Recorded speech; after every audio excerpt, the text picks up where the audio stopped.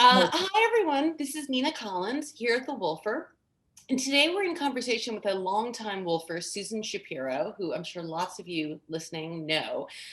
Sue is the American author of 12 books, including the Byline Bible, which she's doing a new one to, a sequel to, I understand. There's the Byline Bible. Perfect. I want you to hold up as many books as you can because I actually read this one e-version, so I don't have a copy. Five Men Who Broke My Heart, Only as Good as Your Word, Lighting Up, Speed Shrinking, What's Never Said. So many books, including her very new book, which we're going to be in conversation with about today, called The Forgiveness Tour, How to Find the Perfect Apology, which has just come out this week. And Sue's been writing about it in various places like Salon, and there was a New York Times article.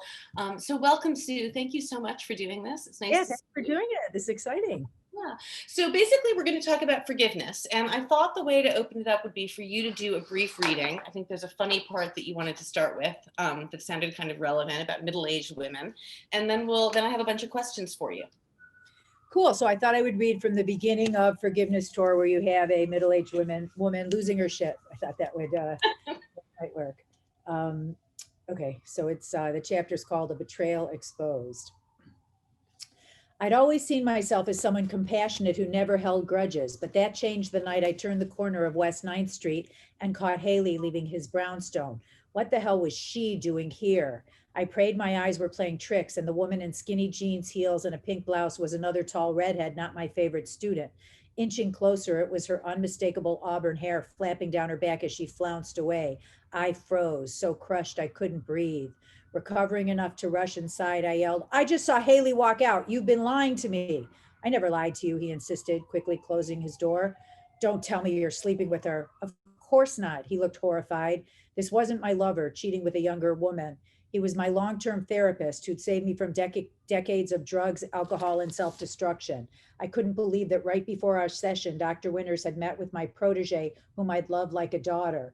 For the past 3 years, she'd sat in my classroom, my living room, beside me at literary events, and joined me for speed walking around the park. She was the only person I'd ever asked him not to see, and she vowed not to invade my private haven. I felt hoodwinked by both sides. Just hours before that hot Friday evening in August, Haley had emailed to see if I'd recommend my gynecologist, housekeeper, and literary agent. Want my husband too, I joked.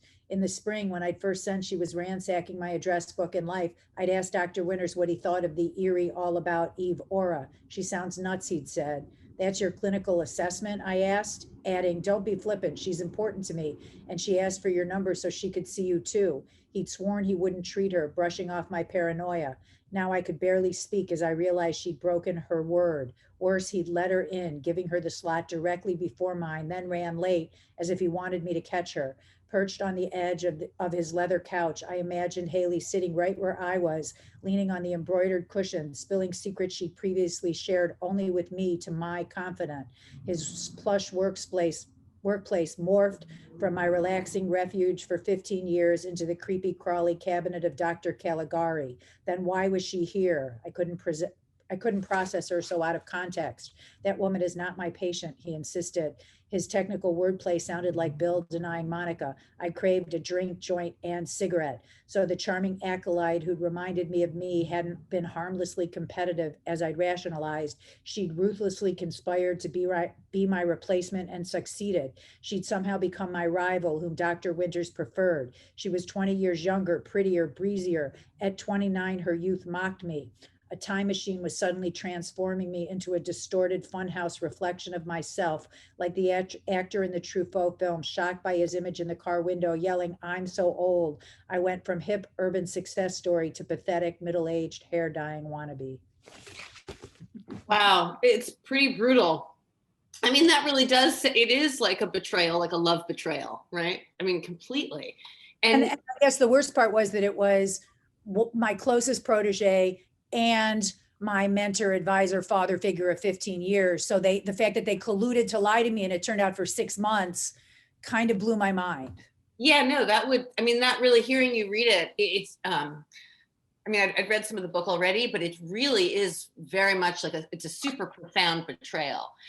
That said, this was over 10 years ago, right? You've been working on this book for 10 years. How long would you say, like, have you reached a place of forgiveness for both of them? And how long would you say that took? Oh, yes, I actually, truthfully, I reached a place of forgiveness after 6 months. It was a 6 month estrangement. Yeah, but then you went back to see him. Well, what happened was um, I did, okay, so I totally flip my shit and lose it. And I think I say that my crisis management strategy became my crisis. And he was so my guru for so many different things, career and marriage and work and sobriety and money. And so I really was at a loss. So for the book, The Forgiveness Tour, I wound up going to a lot of religious figures, my own rabbi and this great reverend I work with at Holy Apostle Soup Kitchen. And I met a Swami. And I was kind of trying to figure out not only to understand it, but also like he was great to me for 15 years. So I kept trying to get over it, or could I forgive him based on his past kindness? And so I went to all these religious figures, and then I wound up interviewing 13 people who had really horrific wrongs that were never righted, and they never got an apology, asking them, how do you cope with it? So I tried all these things. And when I first wrote it, so I wrote the whole thing and I sort of wanted it to be, I wrote this book, Lighting Up How I Stopped Smoking, Drinking, and Everything Else I Loved in Life Except Sex. And so I sort of thought, oh, it'll just be like a fun sequel to that. But it just kept getting darker and more complicated. And I didn't want to publish a book that would be negative about therapy. And I didn't want to be negative about a former student. So I kept rewriting it, and editors and agents just didn't know what to do with it. And then I would have these fun projects. Like somebody said, you want to write the history of Barbie? Sure, that took 6 months. But then 6 years later, I'm still trying to figure out, I can't let go of it, especially because I got so much great wisdom that I wanted to share from the gurus and the religious people and the stories. So I always say with writing, no never means no. So even after a million rejections, I just kept going until it made sense. Because it kept really mattering to you. I mean, it's an important subject, but you had forgiven. I mean, had the issue of forgiveness persisted as an issue in your life? Because when you talk about, the idea of the tendency to hold grudges, I mean, when I think about forgiveness, I really think it's generally about ourselves, right? It's that whole idea of like, you can't control what someone else does. You can only control how you react to it, right? And so ultimately, when we forgive people, we're really making our own lives better. Holding a grudge is only hurting us, right? That said, I'm sure, as you talk about in the book, everyone we know has experienced a story like yours in some way Oh, or right. That's actually okay. So I always considered myself a very forgiving person as long as somebody says I'm sorry. So what stopped me up was, could I forgive someone without an apology? And that was stumping me. And then finally, I did forgive him, but I didn't think we would, you could forgive someone and decide never to see them again. So I thought that's what was going to happen. Then he apologized. Then we reconnected, and actually I didn't know what to do with them because I didn't want to go back to twice a week addiction therapy. So we wound up doing we wound up writing an addiction book together that became a bestseller, Unhooked: How to Quit Anything. So in a way, that made me even more excited to write a book about forgiveness because look how fruitful the forgiveness Yeah, was. right. So really interested in that. But then it always haunted me. Would I have really been able to forgive him had he not come back and apologized? And then I think what was it, I wasn't, that's what interested me. But then I had interviewed all these people that had all these amazing stories: a Holocaust survivor, a man who forgave the drunk driver who killed his wife and two children, a woman who had been raped by her father and she never forgave her mother for staying with him. Like there were all these amazing stories. And I don't know, I just was fascinated. I sort of couldn't let go of those. And also I really thought I had something on my hands here. And yet I couldn't quite make it work. Then I had a colleague who said to me, um, he thought, that I should incorporate all of the interviews into the book in almost like a Studs Terkel kind of Like, oral history kind of way. I don't know. And then I had an editor who wanted it, but she wanted only a self-help book. So I would go do another project that would go really well, and then I would come back and fight with it. And then finally it was so interesting is, so it really, oh, I know what happened. So I had all this great material I love. So finally I decided I'm just going to write a short piece. So I wrote a short piece for Salon, 1,000 words, and it came out not 216, and it went viral and it won a big award. And so I went up at this writing conference and I went up to, getting the award, and I said, it was a bunch of writers, so I knew they'd relate. I said, well, I've written 1,000 pages and you've now let me know that 1,000 words worked. And everybody applauded, yeah, but it's still, I couldn't quite let it go. And then what's so bizarre is, so I tried one last time. In fact, I probably shouldn't say this in public, but the publisher that took it had already rejected it, but then I found out that the editor who had rejected it left. Mhm. And my Jungian astrologer said, think out of the box. You have all this Jupiter coming to your high, I don't know, high Jupiter or something. So he just said, think out of the box, everything's going to happen. So I emailed the editor in chief when I got an award and when I got some advanced blurbs, and I just said, you guys should do that. And he's like, okay. And so, and I actually got a 2-book deal from him. Good for you. That's great. After 10 years, but that, and they'd already rejected it, which I don't think he knew. Now he does. But what was so funny was that everyone's like, oh my God, what a perfect moment. You're so brilliant to write about forgiveness right now. How did you know? You know, because the whole world's falling apart with the pandemic. Right. And then you were like, little did you know, I've been working on this. and I was like 10 years. And after 10 years, I kind of fell into the zeitgeist for 30 seconds. So, well, it shows that, you know, things that are universal, right, are always applicable, and forgiveness. Right. And also don't give up, right? And don't give up. Yeah, don't give up. Yeah, it's a good lesson for writers. I actually have a book that I've stuck in a drawer. I mean, as a lot of writers do. So it's a good lesson. Speaking of which, you're a big teacher. Sue is a very well-regarded teacher in New York, and you teach a ton at the New School and all over the place and privately. And people say you're great. Yeah, I just landed online. That's like my new thing. How are you doing it online? Do you do groups? Do you do individuals? No, Zoom. I just took my classes to Zoom, and it just, oh my God, it exploded. And what's so fantastic now, my thing was always, it's the instant gratification takes too long method, where the goal of the class is to write and publish a great piece by the end of the class. And nobody does that, you know, and I have a MFA, and I've taught at Columbia, and I've done the academic thing, but that's really, I mean, I did a undergraduate degree at University of Michigan, a graduate degree at NYU. And after 6 years and thousands of dollars, I came out not even knowing how to write a cover letter to send out my work. And it took me a decade to figure it out. So I want to help people not have that misery. So I was always doing it in person. And then when the pandemic hit, I had no choice. I was in the middle of classes. So I took them on Zoom thinking, I don't even know if this will work.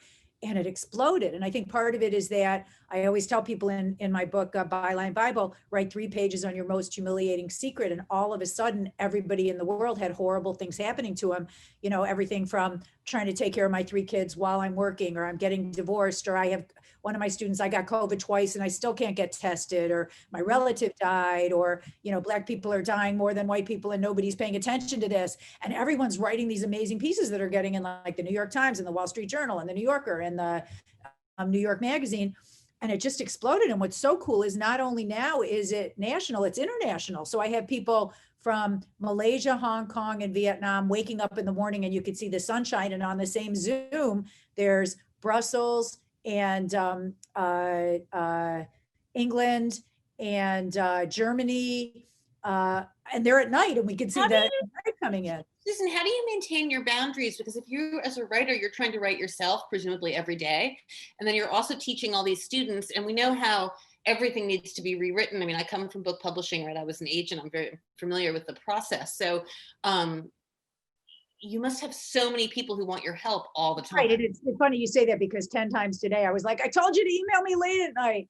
So yeah, so I have had to do boundaries. In fact, interestingly, the Dr. Winters helped me with that a lot. Online, it is more complicated, because in person, people would just come once a week, hand me the paper copies, we'd go over them.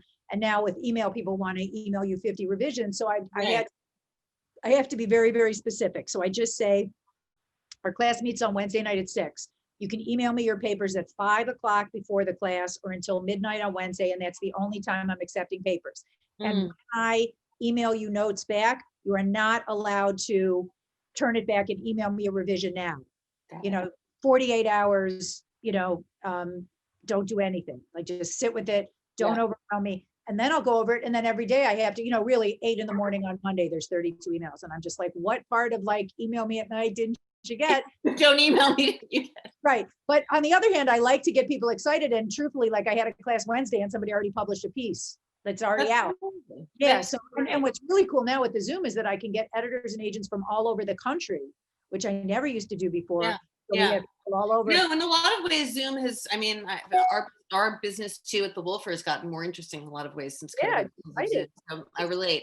So I have a question. I read that you wrote something, you said one of your writing rules is you have to metaphorically follow your poetry. What does that mean? What that means is that a lot of times our brain tells us, this is what I want to write. and then you write something and your blood and heart and guts is in something else. And actually the section that I just read is a perfect example. So I wrote that and then I took it out of the book.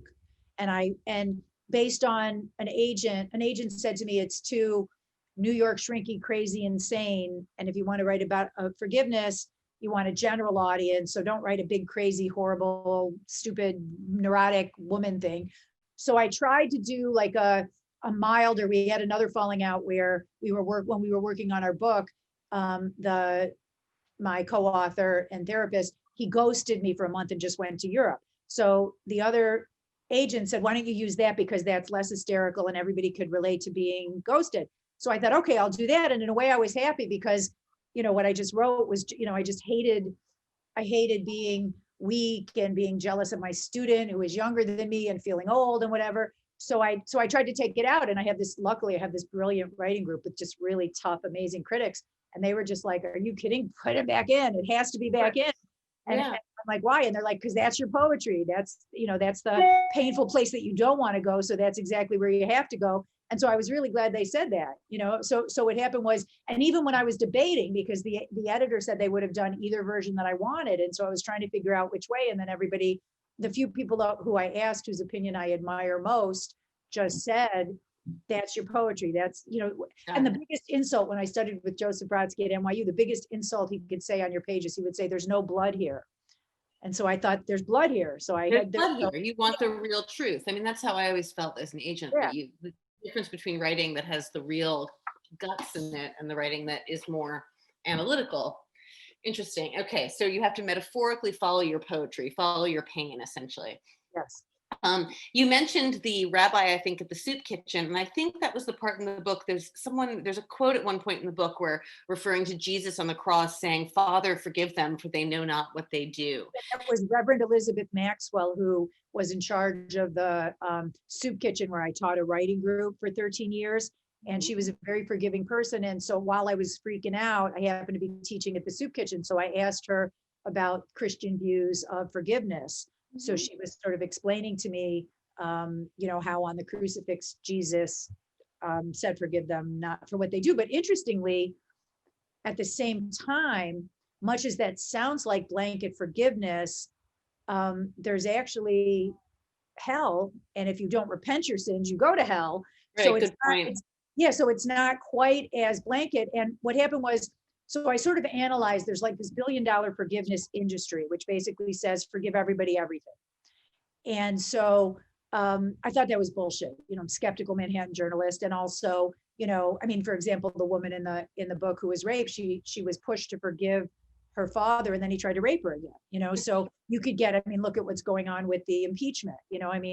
Now Trump says, well, we need healing and unity. It's like, where were you? When you were like, Trump is hard to forgive. Right. And also it's not over. We should forgive you while you're threatening the inauguration. So I thought that was kind of bullshit. And so I really wanted to understand different religions' take on forgiveness. And it did turn out, with Judaism and Islam, they really do have, you really do have to atone before you're forgiven. So there really isn't. So even though it seems like, forgive them, Father, they know not what they do. In Judaism and Islam, there's none of that. It's like you have to repent before you're forgiven. You have to ask forgiveness. And by the way, if you ask forgiveness 3 times and you're not forgiven, then the person who didn't forgive you has to beg forgiveness for not forgiving. But it all has to be, it has to start with atonement. It has to be, you have to have serious regret. And interestingly, the more I ask priests and reverends to explain Catholicism to me, there's this double-handed sword, which is, on one hand, Jesus is very forgiving. On the other hand, there are unforgivable sins if you don't repent, right, that will lead you to hell. So what's interesting is, if you examine a lot of religions, there really is, the atonement part of it is important. And that was helpful to me because I'm so literal minded that, an apology is a big deal. So if you do something to hurt someone, don't just assume they'll get over it or everything's okay. The apology, and there's 4 elements of a good apology, which is, you say you're sorry, you explain what happened, you show how it'll never happen again, and then there's a reparation. So it really, after doing all the research and reading all these books, it did teach me that not only is an apology really important, but a great apology, an effective apology has a lot Learning of. how to really, yeah, learning how to really apologize well is really important. Yes. Yeah. Yeah, yeah. Although I interpret the Father forgive me for they know not what they do less about atonement and more about I guess because it also comes up in your book, right? There are things that happen on the other side that we don't often understand or know, right? Like in your case, your therapist, something had gone on for him that you weren't aware of. Right. And actually, there was a Hindu Swami and there was a Buddhist who actually had a broader overview, who definitely said, that we just don't really have any idea what we're doing here. And that because of karma and just, there's a line that I like with Confucianism, which was, um, remember kindness more than wounds. Yeah, I appreciated those aspects. And the Indian psychiatrist you had a handful of sessions with, right? Yeah. This idea that people screw up and they often don't even understand what they're doing, or they're being influenced by things that we can't be aware of, What he right? said to me when I told him the story about South Aker, what he said to me, after I told him the whole story, he said, there is something in this picture that you can't see. And he gave a metaphor and he said, picture a man is driving on the highway and the SVU in front of him stops abruptly and the woman goes to get something in the back seat and he's honking and screaming, you idiot, you could have killed me. But what he can't see is that the woman's child is choking. The woman Exactly. is choking. And so Exactly. similarly, there is something in this picture that you can't see. And by the way, it turned out it was amazingly accurate. It was Yeah, I amazing. find that really powerful. And in fact, to me personally, that's more, I don't know, interesting and relevant than the idea of atonement. And obviously, these are all really philosophical differences, and everyone feels differently. Although that's another question I had for you. I kind of wondered, thinking about this idea, is do you think that it's more of a personality characteristic, people who hold on to grudges and need apologies and atonement, or is it something learned? Like, Well, no, it's interesting you say that because after I analyzed 13 people, including a Holocaust survivor who thrived out of spite, and a man who forgave the drunk driver who killed his wife and two children, I started seeing really interesting patterns. And the patterns seemed to be that, um, well, psychologically, people who had their parents' love, who had their mother's love, mm, uh, were later more able to forgive, with or without an apology. And also people who were really seriously happy and content in their lives and work and love were much more able to get over things from the past. People who weren't happy in work, were alone, or in unhappy relationships, who were stuck in addictions, those people were much more likely to cling to things from the past and attribute their current problems to something that happened in the past, even if it wasn't true. They would cling to that. So that was interesting. And I did an event last night with the Holocaust survivor, Manny Mandel, and this Gary Weinstein, who's basically a forgiveness advocate. And what they both talked about, which I loved, was the importance of letting yourself know you have choices, and mhm. how when you feel stuck, and also how you can find a change agent who can take you out of the place you're in. And the change agent can be a rabbi, it could be an analyst, it could be a teacher, it could be a mentor, a guru. But so in a way, seeking help, seeking another perspective, being open to another perspective is often the best way to Work, start, right. and the best way to get unstuck. And I really love that because, I always say to my students as a writing teacher, writing is a way to turn your worst experience into the most beautiful. And there's actually a story in the book I love, which is Kenan Trebincevic was a Bosnian Muslim survivor of ethnic cleansing. And and he was exiled from his country, from the Christian Orthodox Serb slaughter when he was 12, and he never got over it. And he was 30 years old, and he just was just enraged, and he had never talked about it. And I kind of pushed him to write about it and talk about it. And I remember I said, the assignment I give to my classes, the first assignment is write 3 pages on your most humiliating secret. And he laughed and he said, you Americans, why the hell would anyone do that? And I said, because it's healing and because editors like it. And so he tried. First piece he ever wrote about it was wound up in the New York Times Magazine and got a literary agent. And he wound up writing this amazing book and it was no forgiveness, but it was what happened to him and sticking up for his people. And he really, so he became at 30, he went from being a victim at 12 and he had held on to that, but by taking a stance and writing about it and confronting his past, he wound up becoming a spokesperson for his people, got a fantastic book. A woman from Sarajevo read it and emailed him and said, this meant so much to me. They wound up married, happily married. Wow. So, Wow. and now he has another family. He lives in America, but he has another family in Bosnia where he goes all the time. So I said to him, by facing down your past, you found your future.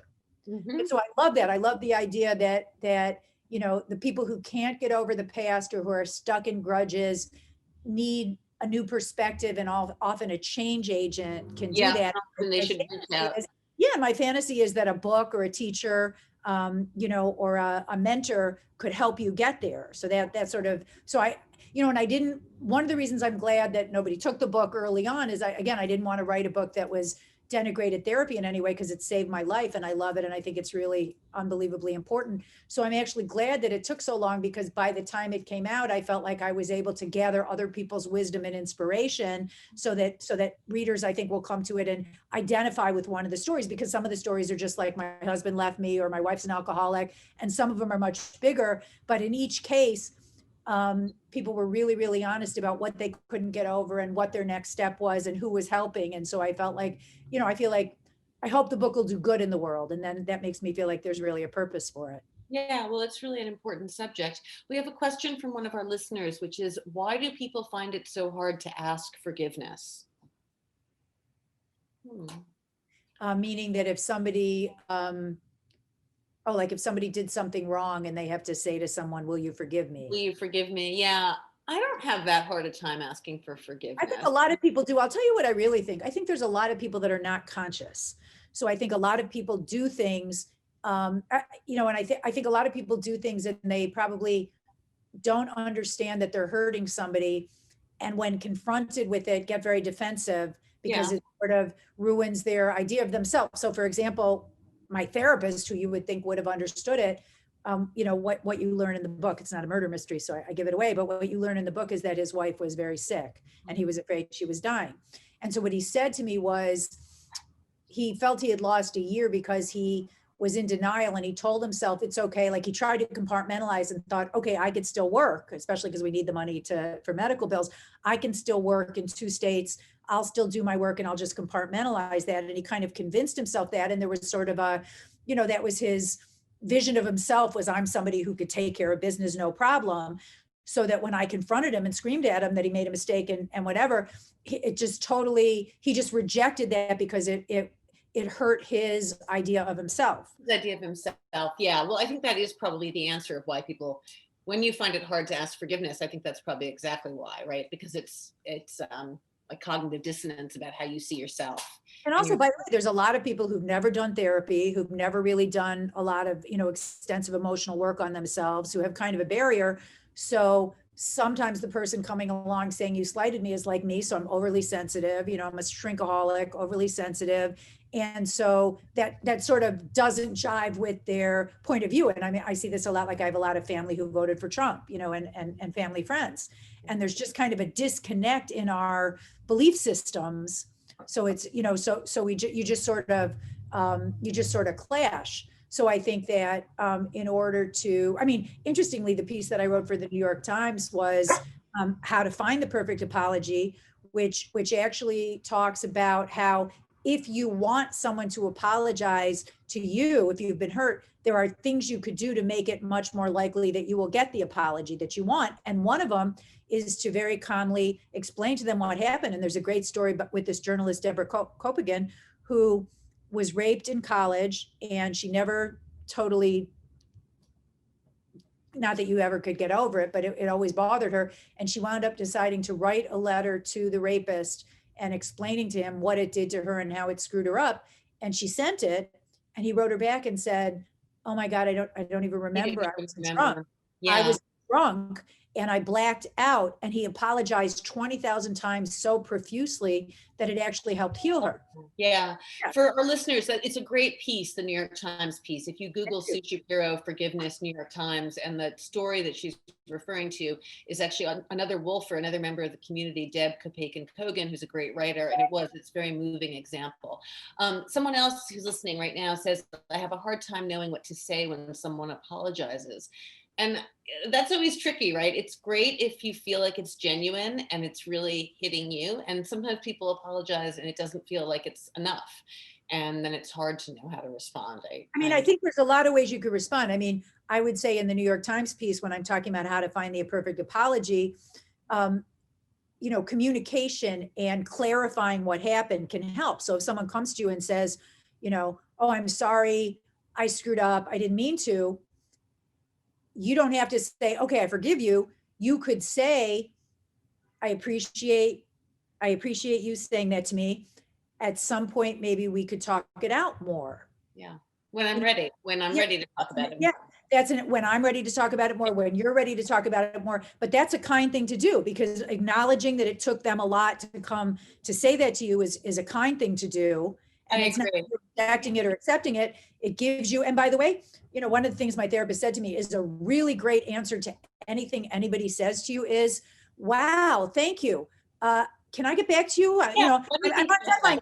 Can I get back to you next? Can I get back to you tomorrow? Just to like buy yourself some time to decide how you want to deal with it. Just because someone emails you or texts you or needs something from you right now doesn't mean you have to jump.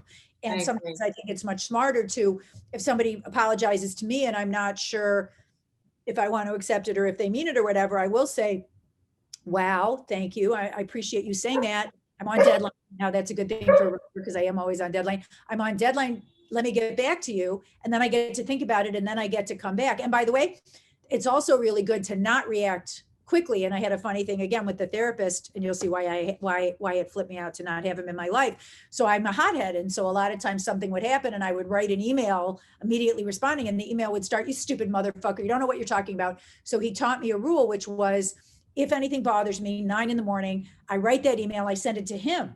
And we go back and forth until he okays it. And by 5 p.m., the email would say, thank you so much for your kind response.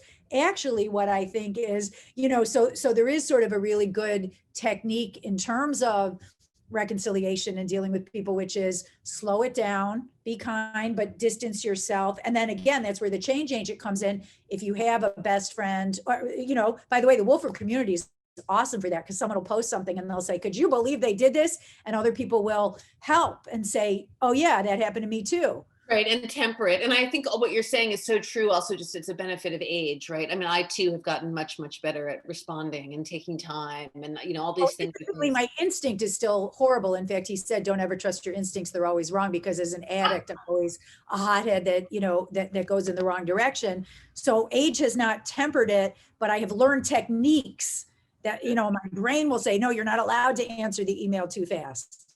So I keep trying to remind myself, "Don't answer too quickly." Good. One more question from listeners. Any advice for helping teenagers who say horrible things when they are angry? That's a good question.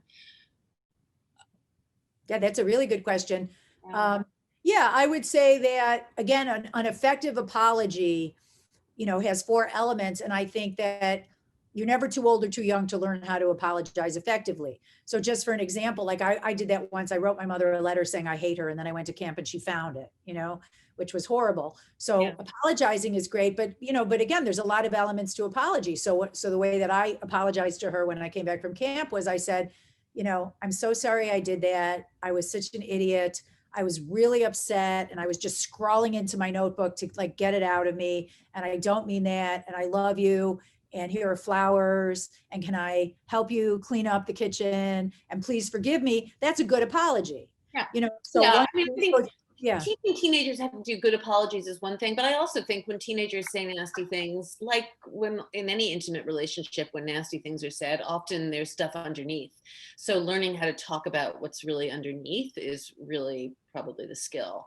Just like Susan talks a lot about all this therapy that's helped you so much. And I too have had a lot of therapy in my life that has helped me, right? So getting better at just the communication, because usually teenagers are saying, I mean, anyone is saying when people act out like that, there's something underneath that is really bothering them, whether it's about you or not. It's something that has to be gotten to, right? Right.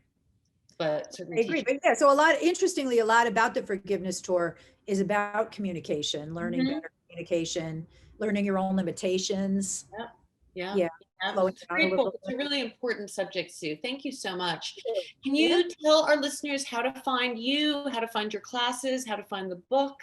I'm everywhere. Yeah, so you can find me on Facebook. I'm a Woolfer. Um, Twitter is Susan Shapiro Net.